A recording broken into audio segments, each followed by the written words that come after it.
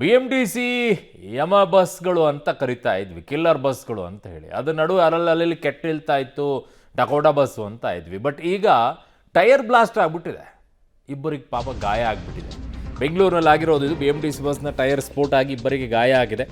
White field ಬಳಿ ನಡೆದಿರುವಂಥ ಘಟನೆ ಇದು. ITPLನಿಂದ ಸಿಲ್ಕ್ ಬೋರ್ಡ್ಗೆ ಸಂಚಾರವನ್ನು ಮಾಡ್ತಾ ಇದ್ದಂಥ ಬಸ್ಸು. ಈ ವೇಳೆ ಏಕಾಏಕಿ ಬಸ್ನ ಟೈರ್ ಬ್ಲಾಸ್ಟ್ ಆಗೋಗ್ಬಿಟ್ಟಿದೆ. ಇಬ್ಬರು ಪ್ರಯಾಣಿಕರ ಕೈ ಮತ್ತು ಕಾಲಿಗೆ ಗಾಯ ಆಗಿದೆ. ಉತ್ತರ ಪ್ರದೇಶ ಮೂಲದ ಅಜಯ್ ಮತ್ತು ಜಿತೇಂದ್ರ ಇವರಿಗೆ ಆಸ್ಪತ್ರೆಯಲ್ಲಿ ಚಿಕಿತ್ಸೆಯನ್ನು ನೀಡಲಾಗ್ತಾ ಇದೆ.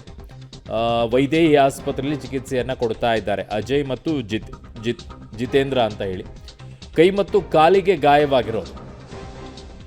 ಯಾಕೆ ಈ ರೀತಿಯಾದಂಥ ಪರಿಸ್ಥಿತಿಗಳಿಗೆ ಬರುತ್ತೆ ಗೊತ್ತಿಲ್ಲ. ಬಟ್ ಟೈರ್ಗಳದ್ದು ಹೇಳಕ್ಕೆ ಬರಲ್ಲ ನಿಮ್ಗೆ, ಯಾಕೆ ಅದು ಏನು ಎತ್ತ ಅಂತೇಳಿ. ತುಂಬ ಕಾರ್ಗಳದ್ದು ಹಂಗೆ ಆಗುತ್ತೆ, ಬಸ್ಗಳದ್ದು ಹಂಗೆ ಆಗುತ್ತೆ, ಲಾರಿಗಳದ್ದೇ ಎಷ್ಟೋ ಸಲ ಹಂಗೆ ಆಗ್ಬಿಡ್ತವೆ.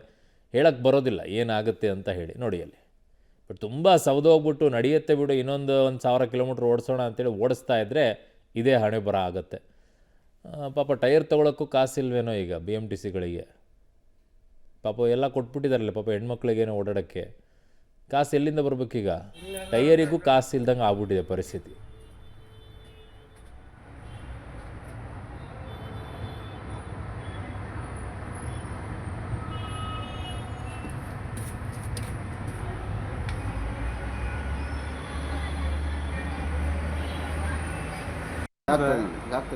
ನೋಡಿ, ಅದು ಟೈರ್ ಬ್ಲಾಸ್ಟ್ ಆಗಿ ಒಳಗಡೆಗಿರೋ ಕೈ ಕಾಲಿಗೆ ಹೆಂಗೆ ಬಡೀತು ಅಂತ ಭಾಳಷ್ಟು ಜನಕ್ಕೆ ಪ್ರಶ್ನೆ ಬರುತ್ತೆ. ಅದು ಕೆಳಗಡೆ ವೀಲ್ ಹತ್ತು ನಿಮಗೆ ಮೇಲ್ಗಡೆಗೆ ಒಂದು ಅಲ್ಯೂಮಿನಿಯಂ ಪ್ಲೇಟ್ ಕೊಟ್ಟಿರ್ತಾನೆ, ಅದಕ್ಕೆ ರೌಂಡ್ ಕಲರ್. ನೀವು ಎಲ್ಲಾದರೂ ಬಸ್ಸಲ್ಲಿ ಓಡಾಡಿದರೆ ನಿಮ್ಗೆ ಗೊತ್ತಾಗುತ್ತೆ.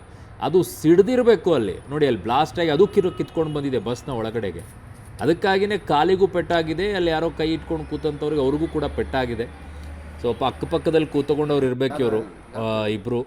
ಸೊ ಈಗ ಸದ್ಯಕ್ಕೆ ಅವರಿಗೆ ಚಿಕಿತ್ಸೆಯನ್ನು ಕೊಡ್ತಾ ಇದ್ದಾರೆ, ಅಜಯ್ ಮತ್ತು ಜಿತೇಂದ್ರ ಅಂತ ಹೇಳಿ. ಒಬ್ಬ ಏನ್ರಿ ಯಾವ ಸ್ಫೋಟ ಇರಬೇಕು ಅಂತ ಅದ್ರದ್ದು. ಎಷ್ಟೋ ಸಲ ಟೈರ್ ಬ್ಲಾಸ್ಟ್ ಲಾರಿಗಳದ್ದು ನೋಡಿದಾಗ ಅದು ಲಾರಿನೇ ಕಿತ್ಕೊಂಡು ಪಲ್ಟಿ ಹೊಡೆದು ಬಿದ್ದಿರೋದು ನೋಡಿದ್ದೀವಿ. ಬಸ್ಗಳದ್ದು ಒಳಗಡೆ ಕಿತ್ಕೊಂಡು ಹೊಡೆದಿದೆ ನೋಡಿ, ಅದು ಹೆಂಗಾಗಿದೆ. ನನ್ನ ಸಹೋದ್ಯೋಗಿ ಈಗ ಪ್ರಕಾಶ್ ರಾಂಪುರನ ಸಂಪರ್ಕಕ್ಕೆ ಸಿಗ್ತಾ ಇದ್ದಾರೆ. ಪ್ರಕಾಶ್, ಯಾಕೆ ಈ ಪರಿಸ್ಥಿತಿಗೆ ಬರ್ತಾ ಇದೆ? ಟೈರ್ ತಗೊಳಕ್ಕೂ ಕಾಸಿಲ್ವಂತ, ಏನು ಕತೆ ಅಂತ BMTC ಹತ್ರ?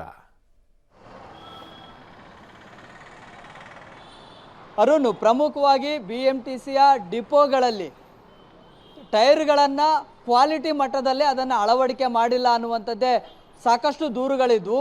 ಈ ಪ್ರಕರಣದಲ್ಲಿ ಕೂಡ ಆ ಒಂದು ಡಿಪೋನ ತಾಂತ್ರಿಕ ಸಿಬ್ಬಂದಿಗಳ ನಿರ್ಲಕ್ಷ್ಯನೇ ಕಾರಣ.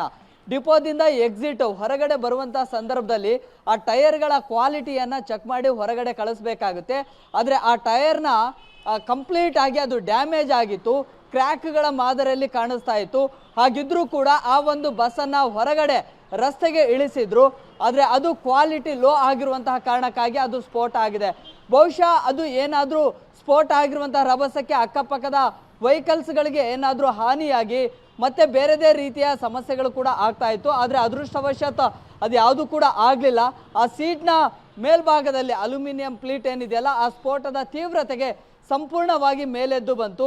ಸೊ ಆ ಕಾರಣಕ್ಕಾಗಿ ಇಬ್ಬರು ಪ್ರಯಾಣಿಕರಿಗೆ ಗಾಯಗಳಾಗಿದ್ದಾವೆ. ಆ ಇಬ್ಬರು ಪ್ರಯಾಣಿಕರು ಕೂಡ ಈಗ ಖಾಸಗಿ ಆಸ್ಪತ್ರೆಯಲ್ಲಿ ಚಿಕಿತ್ಸೆಯನ್ನು ಪಡಿತಾ ಇದ್ದಾರೆ. ಸಾಕಷ್ಟು BMTC ಬಸ್ಗಳಲ್ಲಿ ಅಂದರೆ ಡಕೋಟಾ ಎಕ್ಸ್ಪ್ರೆಸ್ಗಳನ್ನು ರಸ್ತೆಗಿಳಿಸ್ತಾರೆ.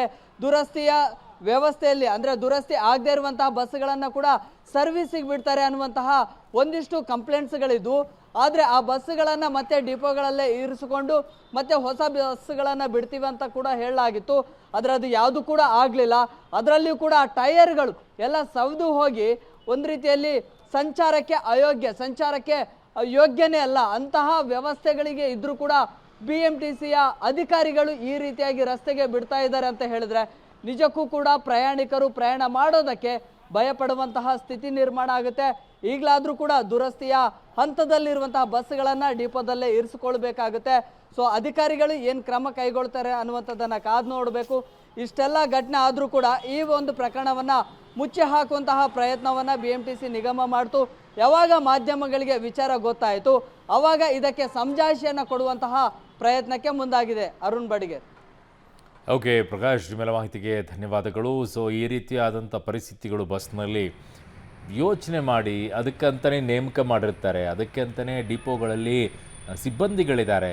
ಇವುಗಳನ್ನೆಲ್ಲ ಯಾಕೆ ಚೆಕ್ ಮಾಡೋದಿಲ್ಲ?